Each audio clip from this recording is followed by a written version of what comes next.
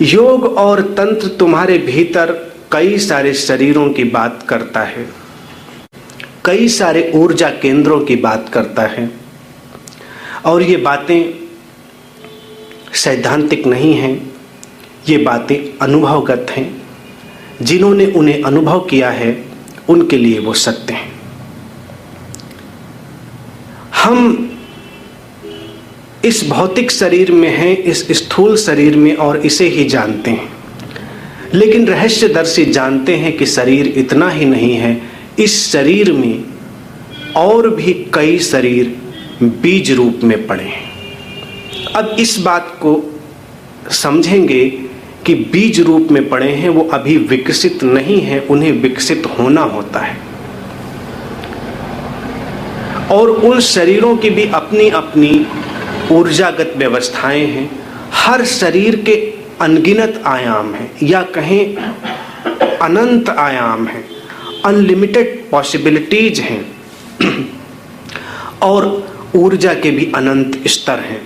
जैसे भौतिक शरीर है, इसके भी कितने आयाम हैं, इसका तुम कितना उपयोग कर सकते हो, इस शरीर के साथ तुम क्या क्या कर सकते हो।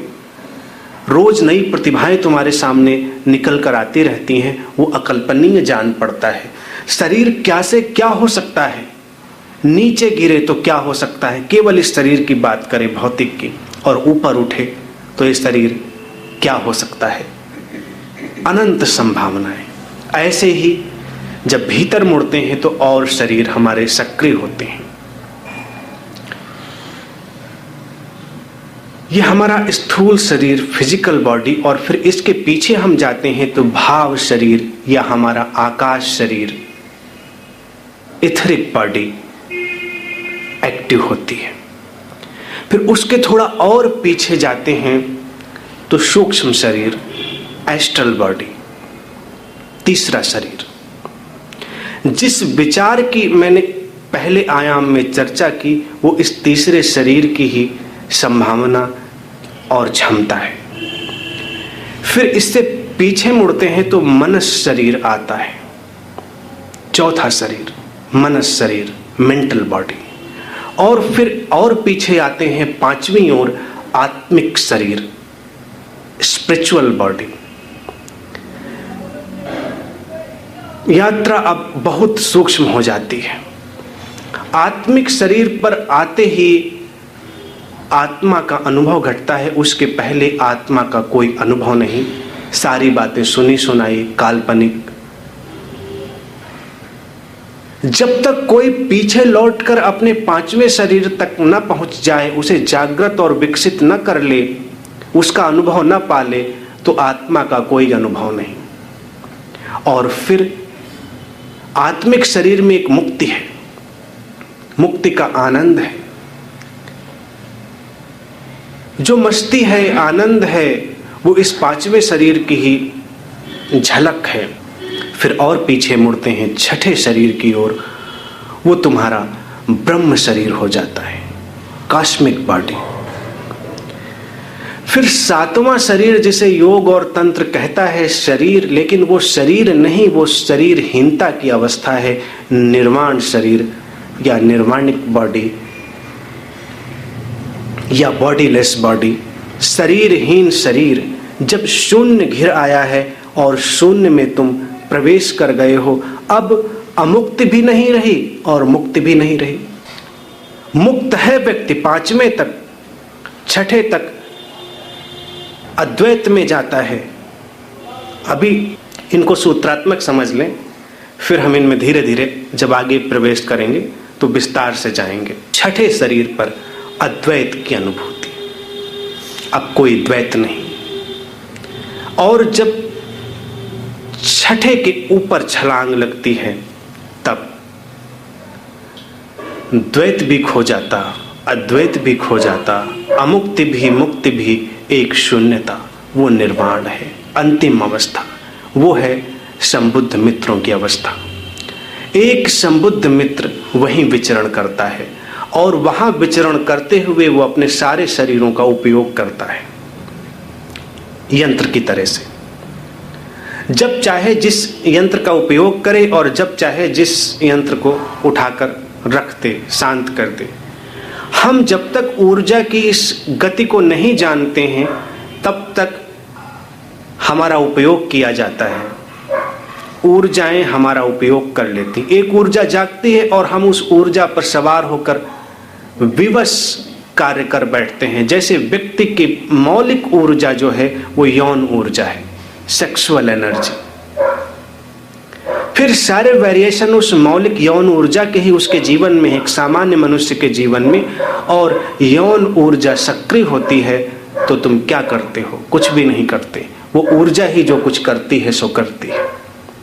एक जागृत व्यक्ति, एक साधक ऊर्जाओं का उपयोग करता है, अभी ऊर्जाएं तुम्हारा उपयोग करती हैं। यौन ऊर्जा ही कभी क्रोध बनती है, कभी लोभ बनती है, कभी भय बनती है, कभी ईर्ष्या बनती है, कभी अहंकार बनती है, तरह तरह से, और तुम खींचे चले जाते हो। यही व्यवस्था है। इसीलिए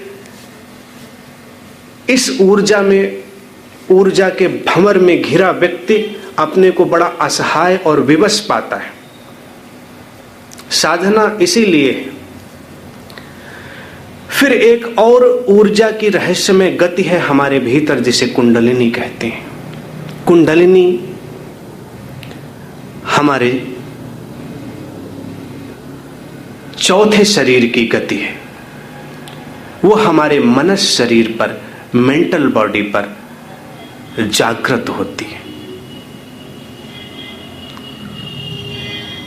और ये बड़ा ही रहस्यमय है कि कुंडलिनी तुम्हारे मनस शरीर पर, मेंटल बॉडी पर एक्टिव होती है। कुंडलिनी एक रहस्यमय शक्ति है। और यहां पर तुम एक चमत्कार का अनुभव करोगे। मैं जिन जिन शब्दों का उच्चारण करूंगा तुम अपने अंदर उनकी हरकत भी महसूस कर पाओगे, अगर तुम पूरी तरह खुले हुए और ग्रहणशील रहोगे।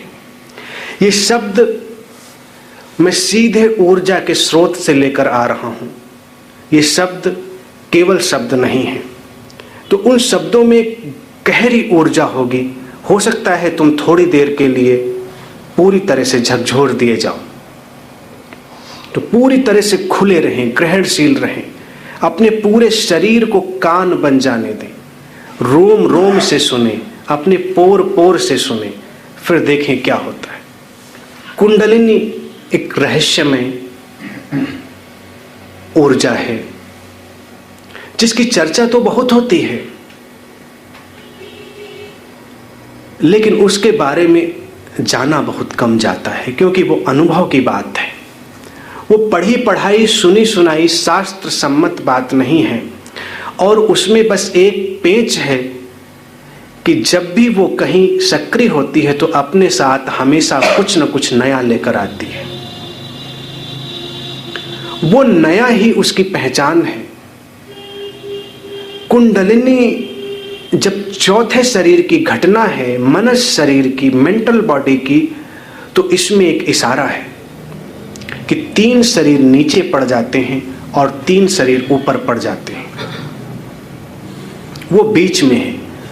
वो तुम्हारे जीवन को संतुलन देने वाली शक्ति है, तुम्हारे जीवन को केंद्रित करने वाली शक्ति है। पहले 3 शरीर, उसमें वो कुंडलिनी ऊर्जा स्पॉन्टेनियस वर्क करती है। तुम्हारे स्थूल शरीर, भाव शरीर और सूक्ष्म शरीर में।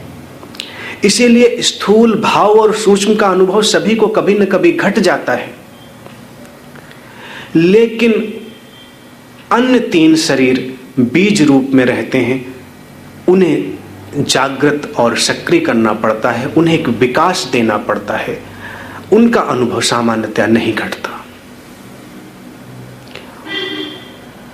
वो ऊर्ध्वगामी यात्रा है, अपवर्ड मूवमेंट है। तब तुम ऊपर के 3 शरीरों का अनुभव कर पाते हो। चौथे शरीर से इस कुंडलिनी की जो व्यवस्था का ढंग है, वो जब जागृत होता है तो धीरे धीरे फिल्टर होकर, छन कर उसका प्रभाव तुम्हारे और शरीरों तक, नीचे तक आता है। तुम्हारे सूक्ष्म शरीर में, तुम्हारे भाव शरीर में और तुम्हारे स्थूल शरीर में। स्थूल शरीर में जिन्हें चक्रों की तरह से जाना जाता है, वहां पर कोई चक्र नहीं है। इसीलिए मेडिकली अगर तुम शरीर को काटो पीटोगे तो कहीं कोई चक्र, कहीं कोई कुंडलनी, कहीं कोई इड़ा पिंगला सुषुम्ना, कहीं कुछ नहीं मिलेगा।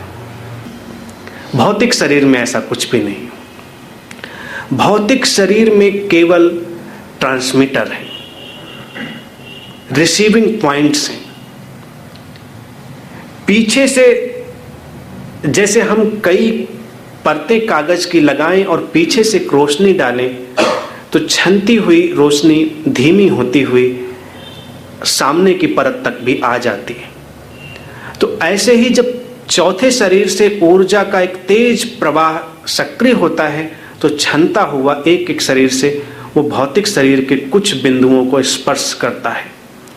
जहां पर वो भौतिक शरीर को स्पर्श करता है उन्हें ही हम चक्र कहते हैं। और 7 चक्रों की हमने इसीलिए अवधारणा दी, 7 शरीरों के कारण। तो भौतिक शरीर में कुंडलिनी को नहीं खोजना है, भौतिक शरीर में चक्रों को नहीं खोजना है। वहां पर केवल रिसीवर्स हैं, इशारे हैं। उन इशारों को समझकर हमें गहरे जाना है। ऊर्जा की ये व्यवस्थाएं परत दर परत हैं और एक एक परत में कई कई परतें हैं। अब जैसे शरीर है तो शरीर में ऊर्जा की एक व्यवस्था है।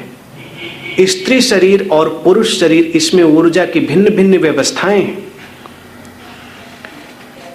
स्त्री शरीर में नाभि केंद्र से ऊपर का हिस्सा सकारात्मक है, पॉजिटिव एनर्जी का है, और नाभि केंद्र से नीचे का हिस्सा नकारात्मक ऊर्जा का है, नेगेटिव एनर्जी का। इसीलिए स्त्रियों के नाभि केंद्र से ऊपर के हिस्से पर लोगों का आकर्षण बहुत बढ़ जाता है, पॉजिटिव एनर्जी। पुरुषों का ठीक इससे विपरीत है, नाभि केंद्र से ऊपर का हिस्सा नकारात्मक नेगेटिव एनर्जी का और नाभि केंद्र से नीचे पॉजिटिव एनर्जी का। अब नेगेटिव पॉजिटिव इसमें कोई गुणात्मक भेद नहीं है कि इसमें कोई कम है कोई ज़्यादा है, नेगेटिव अच्छा होता है या पॉजिटिव अच्छा होता है, ऐसा कुछ नहीं। ये केवल तथ्यात्मक है। नेगेटिव के अपने गुणधर्म हैं, पॉजिटिव के अपने गुणधर्म हैं। इंटायरली एक फेमिनिन बॉडी जब उसको पूरे इंटायर स्ट्रक्चर में देखेंगे तो वो नेगेटिव एनर्जी का स्रोत है, और जब एक पुरुष शरीर को इंटायर एनर्जी में देखेंगे, संपूर्ण ऊर्जा में, तो वो पॉजिटिव एनर्जी का स्रोत है, सकारात्मक ऊर्जा का। इसीलिए पुरुष शरीर के माध्यम से बहुत सक्रियता होती है, बड़ी गतिविधियां, बहुत एक्टिविटी होती हैं। स्त्री शरीर रिसेप्टिव ग्राहक होता है, उसमें रिसेप्टिविटी का, ग्राहकता का भाव अधिक होता है। अब ये अलग बात है कि तुम कहोगे कि स्त्रियां भी तो बहुत सक्रिय होती हैं, बहुत एक्टिव होती हैं। बाहरी एक्टिविटी और सक्रियता से उसे ना भापें। ये एक आंतरिक गुणवत्ता है, इनर क्वालिटी है।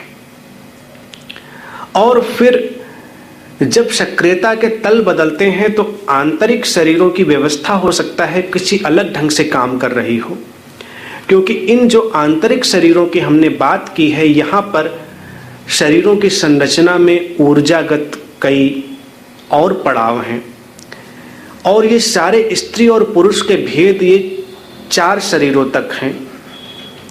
4 शरीरों के बाद 5वें शरीर तक जब तुम बढ़ जाते हो तो स्त्री पुरुष के भेद से बाहर चले जाते हो, वही मुक्ति की अवस्था है।